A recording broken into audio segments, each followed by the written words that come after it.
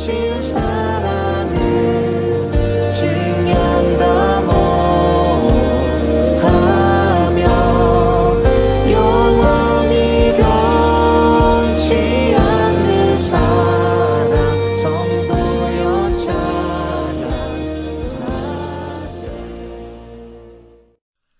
어제도 말씀드렸다시피 이스라엘은 하나님을 대신해서 우상을 만들었습니다. 그래서 모세가 이제 급하게 그것을 수습해야 했는데요.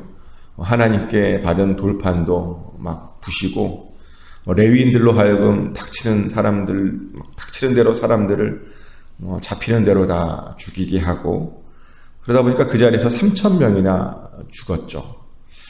그렇게 모세와 이스라엘은 하나님의 마음을 달래려고 애를 썼습니다. 그런데 그렇게 애를 썼음에도 불구하고 하나님의 마음이 다 풀려진 것은 아니었던 것 같습니다. 물론 모든 사람들을 다 죽이려고 했던 그 마음은 하나님께서 버리셨는데, 하지만 그럼에도 불구하고 여전히 하나님의 마음에는 뭔가 불편한 것이 있었습니다. 그래서 모세에게 이렇게 말해요. 그들의 조상에게 준 땅으로 빨리 가라고, 가서 다 쫓아내고 다 어떻게 하라고. 그런데 나는 여기서부터는 안 올라가겠다라는 말을 하는 거예요. 이스라엘 가는 건 좋은데 다 원하는 대로 가서 하라고. 근데 나는 여기서부터는 안 가겠다라고 말씀하시는 겁니다. 그러니까 그 이유가 뭐냐 봤더니, 괜히 갔다가 이스라엘 백성이 목이 고준데, 그러다가 이스라엘 백성들이 또 반역을 하면 자칫하다가 죽일 수 있는 것 같다. 내가 너희를 죽일 수 있을 것 같으니까 차라리 내가 안 가는 게 낫다라고 말씀하시면서 안 가시겠다라고 말을 하십니다.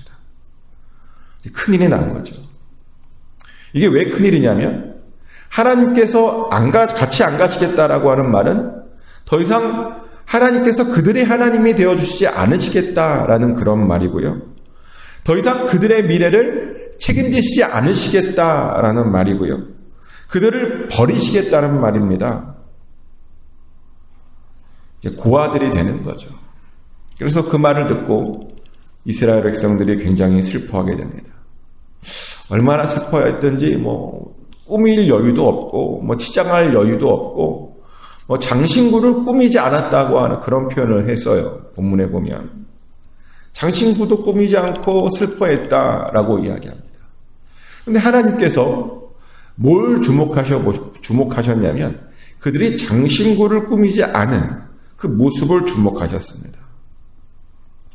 그러면서 테스트를 하나 해요. 뭘 테스트하냐? 장신구를 다 떼어내랍니다. 그들이 꾸미고 있던 그 장신구를 다 떼어내랍니다. 그리고 그것을 과연 순종하는지 안 하는지 보겠다는 겁니다. 참 재밌죠? 아니, 장신구를 떼는 게 대단한 일이길래 그런 거 가지고 테스트를 하시나. 장신구가 뭐길래? 근데 장신구는요, 뭐냐면 또다시 우상을 섬길 가능성을 의미하는 겁니다. 출애굽기 32장에 보면 송아지 우상을 뭘로 만들었다 그랬죠? 어저께? 그들의 귀걸이, 그 금붙이로 만들었습니다. 그래서 그들이 장신구가 아직 있다라고 하는 뜻은 언제든 그들이 그것으로 또 다른 무언가를 만들 수 있다라고 하는 것을 의미했습니다. 또다시 우상을 섬길 수 있는 가능성을 의미했던 겁니다. 그래서 하나님께서 장신구를 다 떼어내라 라고 명령하셨던 것입니다. 그들이 또다시 우상을 섬길 것인가 말 것인가를 그렇게 확인한 것이죠. 다행히 그들은 모든 장신구를 다 떼어내므로 그들의 진심을 보여주었습니다. 그리고 장신구를 다 떼낸 그들은 이제 모세를 하나님의 임재가 있는 회막으로 보내게 되죠. 가서 뭐라도 좀 말을 하라고. 안 가시는 게 말이 되냐고. 좀 하나님 좀 설득해 보라고 부탁을 하고요. 그래서 모세가 백성들의 그 말을 듣고 회막에 들어가서 모세가 또 따져요. 어저께 본문에도 따지더니 참 모세가 따질 일이 많아요. 잘못은 지네들이 해놓고. 아무튼 이렇게 따집니다. 12절 13절입니다. 제가 읽어드리겠습니다. 모세가 여호와께 아뢰되 보시옵소서 주께서 내게 이 백성을 인도하여 올라가라 하시면서 나와 함께 보낼 자를 내게 지시하지 아니하시나이다. 주께서 전에 말씀하시기를 나는 이름으로도 너를 알고 너도 내 앞에 은총을 입었다 하였사온즉 내가 참으로 주의 목전에 은총을 입었사오면 원하건대 주의 길을 내게 보이사 내게 주를 알리시고 나로 주의 목전에 은총을 입게 하시며 이 족속을 주의 백성으로 여기소서. 이제 그 말이 중요한 말이거든요. 이 족속을 주의 백성으로 여기소서. 두 번째 따지기를 하나님께 이 백성에게 올라가라고 하지 않으셨냐입니다. 그리고 12절에 좀 번역이 잘못되는데 하나님께서 같이 함께 해주시지 않으셨냐입니다. 함께 해주신다고 하지 않으셨냐입니다. 주님께 은혜를 받았다면 주의 길을 보여달랍니다. 주님을 알게 해달랍니다. 그리고 이 백성을 주의 백성 삼아달랍니다. 그러며 15절에서 하나님께서 안 가시면 우리도 안 가겠다라고 선언하죠. 15절 말씀 읽어드릴게요. 모세가 여호와께 아뢰되 주께서 친히 가지 아니하시려거든 우리를 이곳에서 올려보내지 마옵소서. 안 가시면 그냥 머물겠다는 겁니다. 여기에 그냥 있겠다는 거죠. 거의 모세도 이제 안 가시면 우리도 안 갑니다. 이판사판 같아요. 거의 배째라는 식으로 강력하게 하나님께 따졌습니다. 근데 참 하나님의 마음이 너그러우셔서 모세가 이렇게 따지는데요. 이걸 받아주세요. 받아두시고 어저께도 마음을 바꿨다 그랬잖아요. 계획을 바꾸셨는데 또 바꾸세요. 이게 대단한 거예요. 하나님이 계획을 바꾸셨다니까요. 이 말을 듣고요. 그러시더니 곧 그래 그럼 내가 갈게 이런 거예요. 가겠답니다. 두 번이나 마음을 바꾸셔서요. 가주시겠답니다. 정말 대단한 일입니다. 정말 대단해요. 우리는 한 번도 그런 일을 참 경험하기 힘든데 모세가 두 번이나 그런 일을 경험한 거거든요. 하나님의 계획을 바꾼다. 그러다 보니까 또 이 비결이 궁금해요. 도대체 어떤 말에 하나님이 감동을 하셨고 그렇게 마음을 바꾸신 것일까? 어떤 말에? 뭐에 바꾸셨을 것 같으세요? 어떤 말에 감동을 받으셨을 것 같냐면 그들을 하나님의 백성 삼아 달라고 하는 그 말에 감동받으셨을 것 같아요. 왜냐면요. 하나님에게 하나님의 백성이란 하나님의 처음 목표였고 계획이었기 때문입니다. 그리고 마지막까지의 목표가요. 바로 하나님의 백성이라는 겁니다. 하나님께서 아담과 하와를 왜 창조하셨을까요? 하나님의 백성 삼으시고 하나님의 나라를 세우시기 위함이었습니다. 하나님께서 왜 이 땅 가운데 예수 그리스도를 보내셨을까요? 타락한 우리들을 용서해 주시고 우리를 용서해 주셔서 하나님 나라의 백성으로 삼으시기 위함이었습니다. 왜 예수 그리스도께서 다시 이 땅에 오시는 걸까요? 왜 다시 재림하는 걸까요?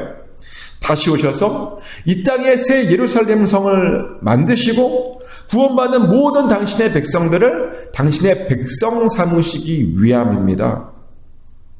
이렇게 하나님께서는 당신의 백성 삼으시는 것이 목표고 계획이었고 시작이고 나중이었다는 겁니다. 하나님의 백성들이 하나님의 나라를 이루는 것, 그것이 하나님의 계획이었다는 겁니다. 그런데요, 모세가 놀랍게도 그 이야기를 하나님께 말씀드렸던 겁니다. 이 백성을 하나님의 백성 삼아달라고 그렇게 강력하게 요청했던 겁니다. 그랬더니 하나님께서요, 그 말에 모세가 당신의 계획을 아는 거잖아요. 그 말에 마음을 바꾸셨고, 그래, 같이 가시겠다, 같이 가겠다 라고 말씀해 준 겁니다. 근데 그뿐만이 아니에요. 같이 간다라고 말이 끝나지 않고요, 가서 내가 너에게 쉼도 줄게 라고 말씀하십니다. 쉼도 주겠답니다. 이 말도 아주 중요한 말인데요, 하나님께서 우리로 하여금 하나님 백성 삼으시고 우리에게 원하시는 건 뭘까? 우리에게 뭘 주시려고 하나님의 백성을 삼으시려고 하는 건가? 쉼을 주시려고 우리로 하여금 백성 삼으신 것을 믿으시기 바랍니다.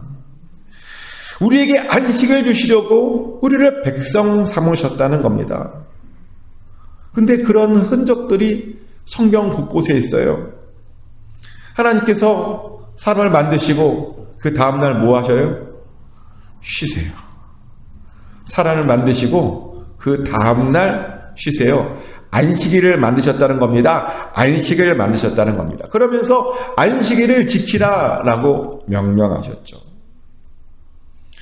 하나님은 우리에게 쉼을 주시라는 겁니다. 수고하고 무거운 짐진 자들아 다 내게로 와서 쉬어라. 예수님도 우리에게 쉼을 주시기를 원하십니다. 근데 하나님께서 모세에게 그런 말씀을 하시는 거예요. 내가 너에게 쉼을 줄 거다. 이제 진짜요. 마음이 풀리셨어요. 하나님의 마음이 그 범죄로 인해서 마음이 다치셨는데 드디어 용서해 주시고 마음이 풀리셨습니다. 네, 모세가 또 한 번 확인해요. 왜냐하면 32장에서도 용서해 준 줄 알았는데 하나님이 아직도 마음에 뭔가 있었잖아요. 그러니까 또 한 번 확인을 해요. 확인을 하면서 뭐라고 말하냐면 16절에서 나와 주의 백성이 주의 목전에 은총 입은 줄을 무엇으로 알리까? 라고 질문을 해요.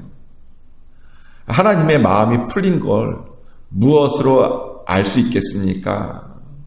그러면서 하나님께 요구를 하죠. 주께서 우리와 함께 행하심으로 나와 주의 백성을 천하 만민 중에 구별하심이 아니니까. 함께 주셔야 우리가 은총을 입고 하나님의 백성 된 것을 알지 않겠습니까? 라고 다시 한번 컨펌을 합니다.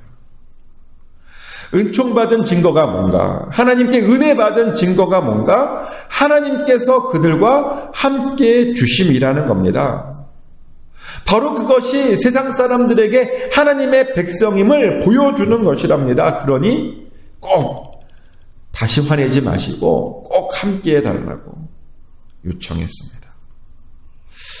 근데 맞아요. 이 모세의 이 말이 맞는 게요. 우리가 하나님의 백성으로 드러나는 방법, 딴 거 없어요. 하나님께서 우리와 함께 해주시는 겁니다. 목사도 마찬가지예요. 어떤 목사가 좋은 목사인가? 하나님과 함께 해주시는 목사가 좋은 목사입니다. 어떤 교회가 좋은 교회인가? 하나님과 함께 해주는 교회가 좋은 교회고요. 어떤 성도가 좋은 성도인가? 하나님과 함께 해주시는 성도가 좋은 성도입니다. 근데 안타깝게도 사람들이 그것을 별로 신경 안 써요. 근데 세상 사람들은요, 그런 걸 구별하기를 어려워해요. 세상 사람들은 모르죠. 이게 하나님이 함께 하는지 안 하는지 잘 모르는데, 우리는 아는데 세상 사람들은 몰라서 그냥 세상 사람들은 다 똑같지 않느냐라고 이야기를 합니다. 실제로 그런 것 같아요. 세상 사람들도 보면 참 착한 사람들이 많아요. 그죠? 겉으로 보기에는 잘 모르는 것 같아요. 착한 사람들이 많아요. 정말 많은 사람들이 봉사도 하고요. 도덕적으로 살려고 노력하고, 뭐 착하게 살려고 하고, 다른 사람들 기분 나쁘지 않게 하려고 하고, 도덕적으로 윤리적으로 굉장히 신경 쓰는 사람들이 많더라고요. 세상 사람들 중에서도. 그래서 세상 사람들도 야 똑같지 않냐, 너희랑 얘네들이랑 똑같지 않냐 라고 얘기를 합니다. 근데 틀리죠. 뭐가 틀려요? 우리는 하나님께서 함께 해주시는 거거든요. 그래서 우리는 가장 많이 신경 써야 되는 게 뭐냐? 하나님께서 우리와 함께 하심을 보여주는 것, 그것을 제일 많이 신경 써야 됩니다. 근데 그러려면요, 하나님을 의식하며 살아야 됩니다. 하나님께 물어보며 살아야 됩니다. 그것이 바로 세상 사람들에게 우리가 하나님 믿는 사람임을 보여주는 것입니다. 하나님께 많이 물어보시나요? 하나님의 간섭하심을 느끼시며 그것을 구하십니까? 하나님께 의탁하고 항상 하나님께서 우리 앞에 계신 것을 믿고 그런 것처럼 살고 계십니까? 그러셔야 됩니다. 그것이 바로 하나님과 함께하는 삶이고요. 그것이 바로 하나님과 함께함을 보여주는 삶입니다. 그런데요, 어떤 분들을 보면 교회를 다니는데 하나님께 물어보질 않아요.